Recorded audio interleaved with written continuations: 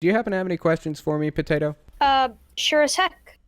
We got from Bale was asking, what do you think of anime? What do I think of anime? I don't really get into anime very often, although I did watch Dragon Ball Z when I was younger. Much to my parents' dismay, they did not like that I watched that, but I did, and it was really good. That's pretty much the only anime I've ever really watched. Pokemon, I watched Pokemon at one point. They weren't a huge fan of that either, really, but they didn't really say much to me. So yeah, don't really get into it, but to each their own. Do you have another? Sure. From Hrothgar's own, did you get to widen your music exposure significantly after leaving Jehovah's Witnesses? I did not, and let me tell you why. The reason is because I listened to music. I listened to whatever music I wanted to listen to. It didn't really. My parents had no control over that. They couldn't stop me. I had internet and I had LimeWire, peer to peer downloading stuff, and so I listened to whatever. And I had the radio. I listened to an awful lot of Tool, which would have definitely been banned. I listened to a lot of Pantera, Megadeth, Metallica, that kind of thing. Sublime, listen to Sublime. And they couldn't really stop me. They didn't even know I was listening to it. So, no, my music choices have pretty much stayed the same. They've always broken the rules. From Tate was asking, have you talked about or do you have opinions on the World Mission Society Church of God? I do not. I don't know much about them. The World Mission Society, you know what? I've looked them up before. The World Mission Society Church of God is a new religious movement that began in South Korea following the death of founder An Sung-hong in 1985. Within the same year, the church expanded its activities to other parts of the world and began to use the name World Mission Society Church of God. Interesting. Yeah, I've looked them up before. I don't know much about them, but I guess Rick Ross, another cult expert, he's been talking about them for a while, apparently. So I don't know. Maybe I'll cover them one of these days. Bale just asked on the topic of music, do you listen to Five Finger Death Punch? No, I never did. I think they're kind of part of this movement called new metal, NU metal, and I was never really a fan of that stuff. I was a fan of a couple of bands that were considered new metal. For example, there was a time when I had to live with my brother, a very short time, 6 months to a year, somewhere in there, and he was Jehovah's Witness, and he was extremely oppressive because he actually knew what he was doing with computers. He was like a software engineer and stuff. And where my parents were incapable of monitoring what I did on computers, he was not incapable of it. And he's on the outside now, and we've talked about this a little bit, and he knows that it wasn't the right way to go. But the isolation in my life was strongest at that moment in time because I couldn't get on the internet. I couldn't, nothing. So I knew some Jehovah's Witnesses at the Kingdom Hall in Atlanta, Georgia, where I was with him. And they were kind of part of a bad crowd a little bit. And they had Korn albums. They had every Korn album, 5 of them at that time. That's considered new metal, Korn is. And they gave them to me. And I listened to them a lot. They were CDs. They were burned CDs. And I just like memorized every word on those albums because I wasn't allowed to have them and they were heavy.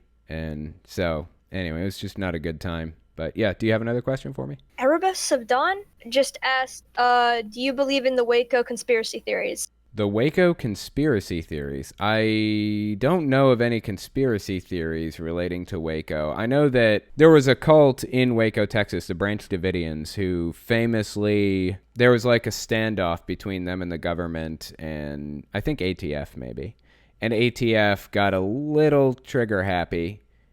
But in their defense, the Waco team, the Branch Davidians, were holding guns to their faces. So I don't know. It's kind of a big did the government overreach type of situation. And I think I give my opinion on it in the video that I did on it on the Branch Davidians forever ago, but I don't really remember all that well anymore. I don't know of any conspiracy theories. I know Alex Jones went there to cover the Branch Davidian thing, and he got all in a huff about government overreach and stuff. I assume that's what you're talking about. Before we move on, I just want to mention a couple of super chats. One from Alexander Ray. Please do a video about La Luz del Mundo Church. I don't know this church. I've never even heard of this before. La Luz del Mundo church leader sends shockwaves through something something. Interesting. I may have to take a look at that. Appreciate the super chat. And then Sarah Fitzpatrick sent a super chat. Thank you. I appreciate that. No message with that one. It's very appreciated. You guys don't even know.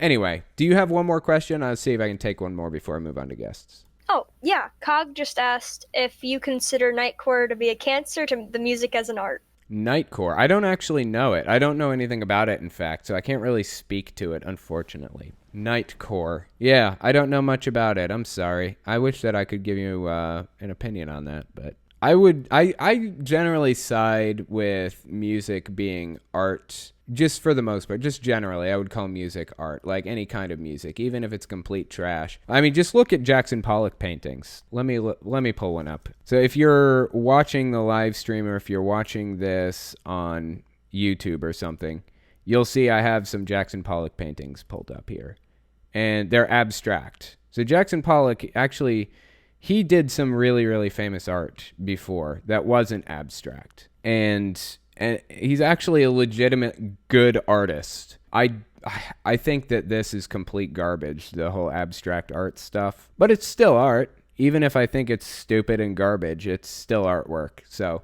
no matter how bad nightcore is, I still think it's art. I would still consider it art, and I'd still consider it music. So I just got another super chat from Izzy B. Says, that reminds me of the Mormon articles of faith you memorized as a kid, specifically Article of Faith 13. Let me take a look at that real quick. Mormon Articles of Faith. Let's see here.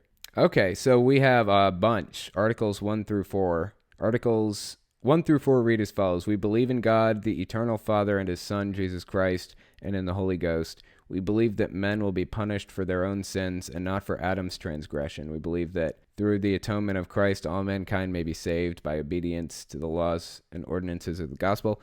Interesting. So this person, the Izzy B, the person who sent this super chat, said Article of Faith number 13. Let me look at 13. Article 13. 13th article states beliefs in how one should conduct oneself. The admonition of Paul referenced appears to be Philippians 4:8.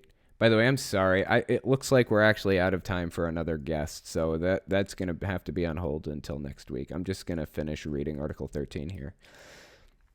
It says, we believe in being honest, true, chaste, benevolent, virtuous, and in doing good to all men. Indeed, we may say that we follow the admonition of Paul. We believe all things. We hope all things. We have endured many things and hope to be able to endure all things. If there's anything virtuous, lovely, or of good report, or praiseworthy, we seek after all these things. Weird. This is so interesting.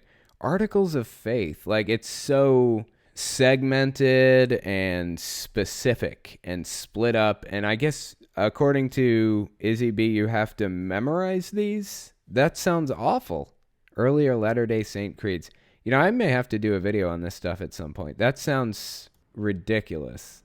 Religion really is a fascinating thing, isn't it? It's such a fascinating thing. And so heartbreaking in so many ways. Once again, thank you to Izzy B, Sarah Fitzpatrick, and Alexander Ray for the super chats. Thank you guys so much.